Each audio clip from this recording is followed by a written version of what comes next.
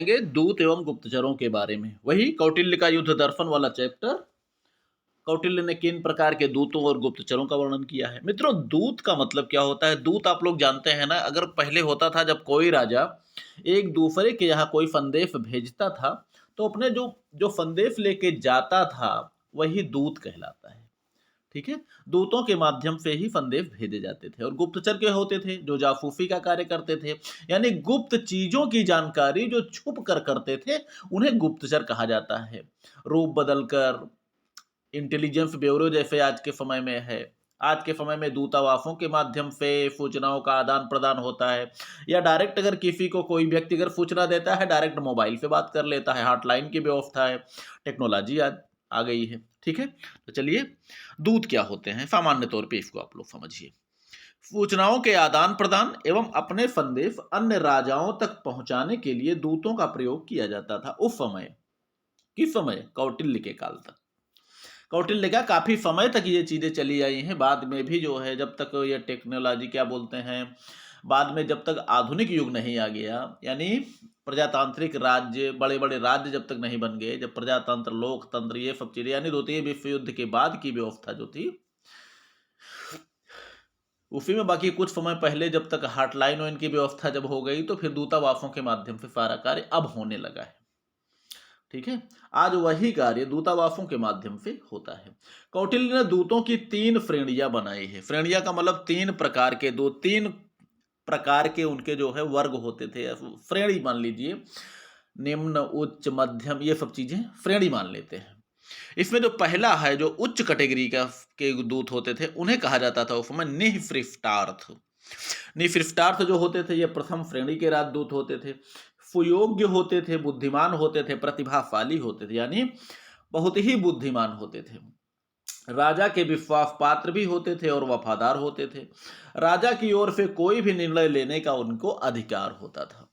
यानी जो ये, यानी इतने विश्वास पात्र होते थे राजा के, इतने वफादार होते थे कि इन पर इतना राजा को भरोसा होता था कि ये जो भी निर्णय लेंगे वो राज्य के हित में ही होगा, और उनको अधिकार था कि अपनी ओर से भी वो कोई निर्णय ले सकते थे।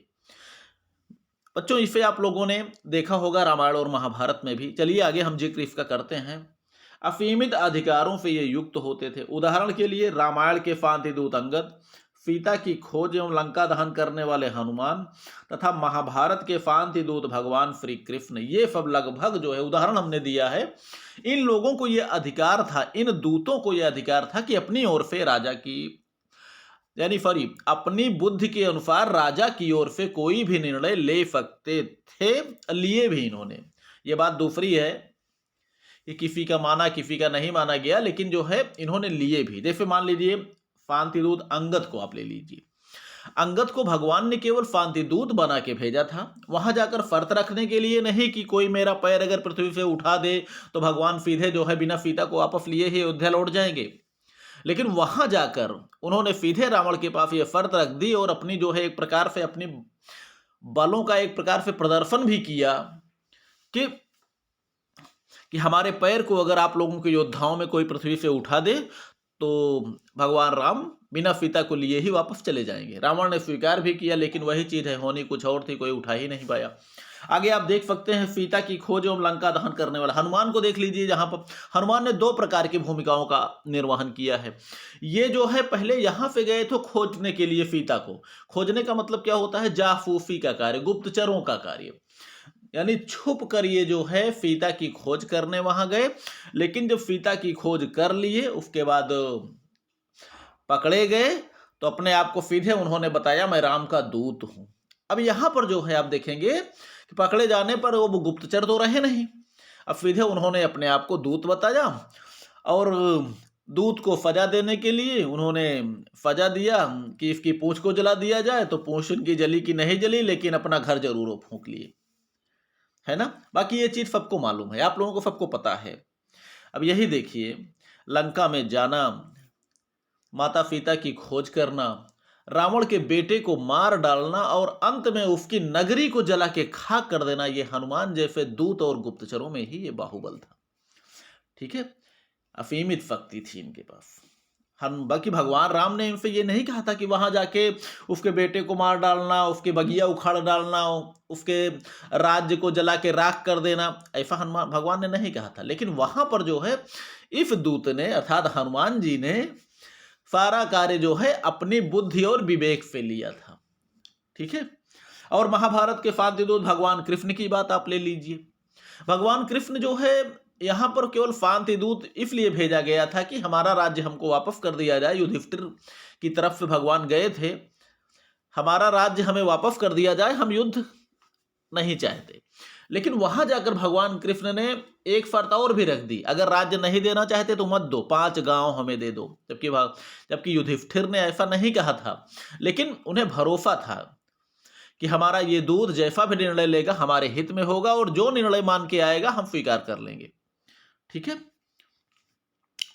तो ये जो है जिन्हें अपने बुद्धि से निर्णय लेने का अधिकार होता था, जिनकी ताकत पे जिनकी बुद्धि पे भरोसा होता था, वे प्रथम श्रेणी के राजदूत माने जाते थे। ऐसा कौटिल्य ने वर्णन किया है, जिन्हें निःपृष्ठार्थ कहा जाता था। दूसरे होते थे परमितार्थ। परमितार्थ जो होते थे ये द्वितीय श्रेणी के राजदूत होते थे, जो कि सीमित अधिकार एवं उत्तरदायित्व का निर्वहन करते थे।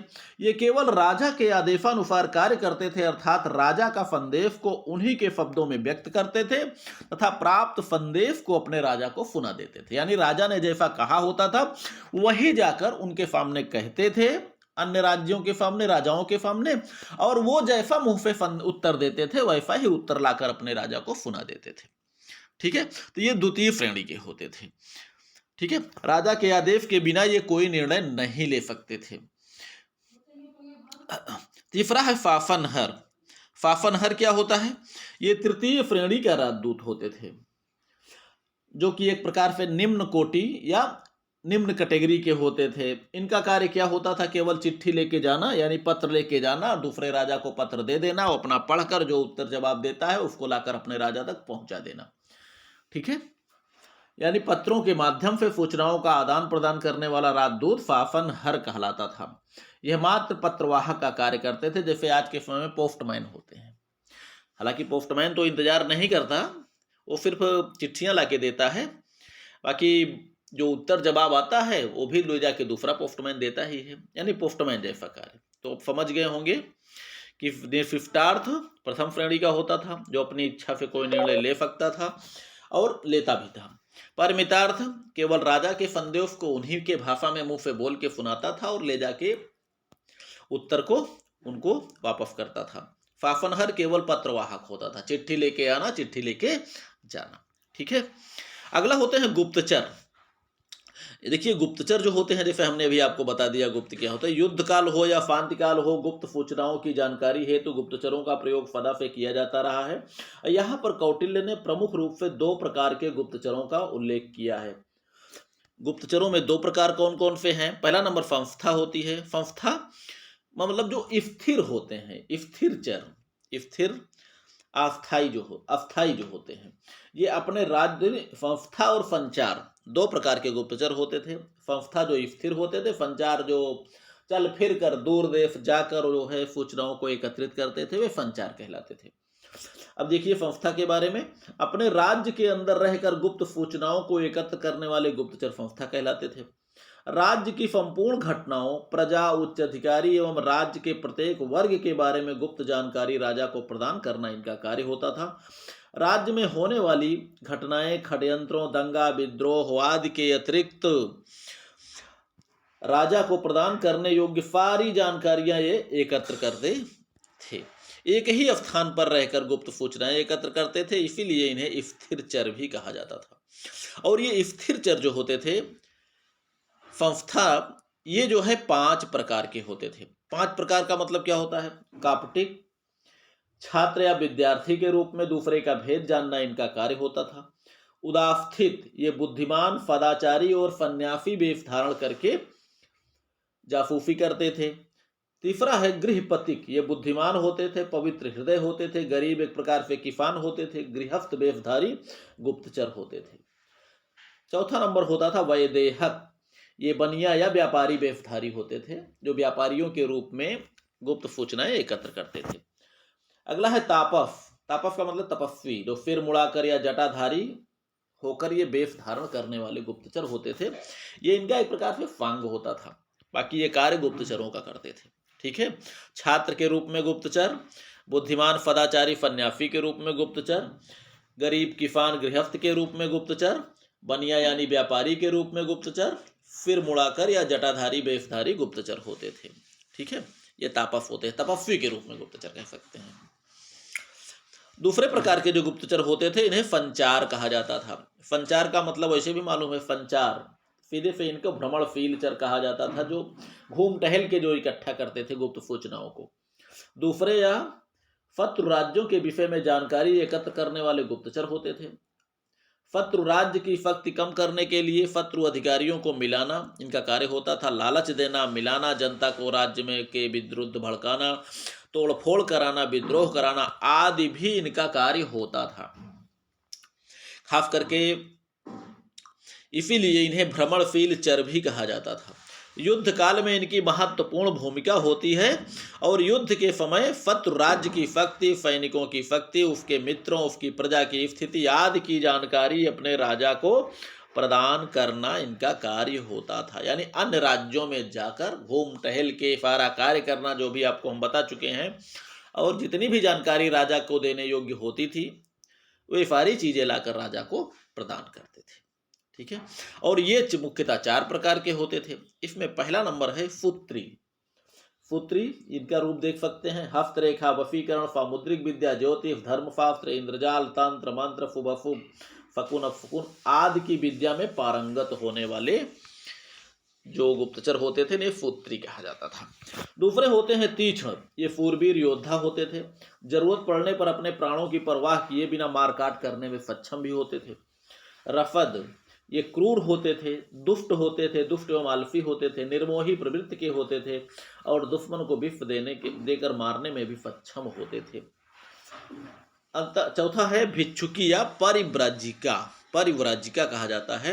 ये दरिद्र, विधवा, ब्राह्मणी, सन्यासिनी, घर में काम करने वाली महिला के रूप में शत्रु राज्य के प्रभावशाली अधिकारियों के घर में रहकर भेद प्राप्त करना इनका कार्य होता था। अरे होता है ना मित्रों, आप लोग जानते हैं, बर्तन मांजने वाली, खाना बनाने वाली, झाड़ू पोछा करने वाली, ये सारी चीजें ये मतलब अपने आप को बिल्कुल लाचार दिखाती हैं कि जैसे इनको काम की जरूरत है। ठीक है। लेकिन काम क्या करते थे ये लोग? जरूर जासूसी क्या। ठीक है। अगला हम लोग पढ़ते हैं युद्ध कार्यालय। युद्ध कार्यालय में मेगास्थनीज ने युद्ध कार्यालय को 6 भागों में बांटा था और प्रत्येक भाग में 5 सदस्य होते थे। अब देख सकते हैं प्रथम विभाग, इसमें हम लोग इसी पर पढ़ेंगे प्रथम, द्वितीय, तृतीय, चतुर्थ, पंचम, षष्ठम।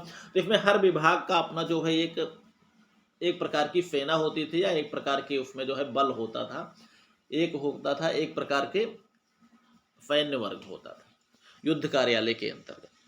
तो युद्ध कार्यालय जो है कितने भागों में बटा हुआ था? 6 भागों में और प्रत्येक भाग में 5 सदस्य होते थे। इसमें जो प्रथम विभाग होता था उसकी विशेषताएं इस प्रकार हैं। यह विभाग नौसेना से संबंधित होता था। नौसेना का मतलब सब लोग जानते हैं मित्रों, नौसेना का मतलब जल सेना। ठीक है। और नौसेना का जो अध्यक्ष होता था उसे नावाध्यक्ष कहा जाता था। इनका कार्य जो होता था विभिन्न प्रकार की नौकाओं का निर्माण कराना, देखभाल एवं प्रबंधन का कार्य होता था, प्रशिक्षण, नियंत्रण एवं युद्ध में नौकाओं की संपूर्ण व्यवस्था करना। ठीक है। इनका कार्य होता था। द्वितीय विभाग जो होता था वो होता था यातायात एवं परिवहन से संबंधित, यानी आने जाने की व्यवस्था कराने वाला विभाग, युद्ध के मैदान में पहुंचाने वाली व्यवस्था, युद्ध के मैदान में सैनिकों को, रसद भंडार को, हथियारों को, यहाँ तक कि सारी चीज़ों को अगर लड़ाई में प्रस्थान करने के लिए प्रस्थान किया जाना है तो सारी व्यवस्था ये करता था द्वितीय विभाग। ठीक है। इनका कार्य क्या होता था? यातायात हेतु वाहनों एवं गाड़ियों की व्यवस्था करना, आवश्यक वस्तुओं, वाद्य यंत्रों, युद्ध सामग्रियों, युद्ध यंत्रों, चिकित्सकों एवं अन्य सैनिक एवं असैनिक कर्मचारियों को युद्ध भूमि तक पहुंचाना। तृतीय विभाग जो होता था इसकी विशेषता इस प्रकार है। यह विभाग पैदल सेना से संबंधित होता था और पैदल सेना का अध्यक्ष पात्याध्यक्ष कहलाता था। इसका प्रमुख कार्य होता था पैदल सैनिकों की भर्ती एवं नियुक्ति करना, पैदल सेना से संबंधित सभी प्रकार की व्यवस्था एवं देखरेख करना। जो चौथा विभाग होता था वो घुड़सवारों से संबंधित होता था। इसका जो अध्यक्ष होता था स्वाध्यक्ष या महाअश्वपति कहलाता था। इसका प्रमुख कार्य होता था इस विभाग का घुड़सवार सैनिकों की भर्ती एवं नियुक्ति करना, घुड़सवार सेना से संबंधित सभी प्रकार की व्यवस्था जैसे घोड़ों का चुनाव, प्रशिक्षण एवं नियंत्रण, रख रखाव, देख रेख आदि सारी व्यवस्था ये चतुर्थ विभाग करता था। पांचवा विभाग जो होता था ये विभाग जो है रथ सेना से संबंधित होता था। रथ सेना का अध्यक्ष जो है रथाध्यक्ष कहलाता था। इनका जो प्रमुख कार्य होता था विभिन्न प्रकार के रथों का निर्माण कराना, रथ एवं घोड़ों के रख रखाव की व्यवस्था करना, रथों को प्रशिक्षित करना आदि इनका पंचम विभाग का कार्य होता था। अंतिम विभाग है मित्रों खफ्टम विभाग। यह विभाग जो है गज सेना से संबंधित होता है। गज का मतलब हाथियों की सेना।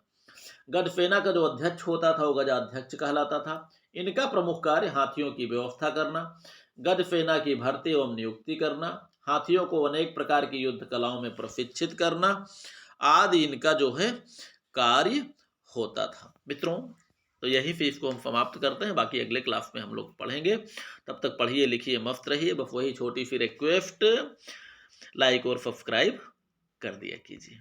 ठीक है।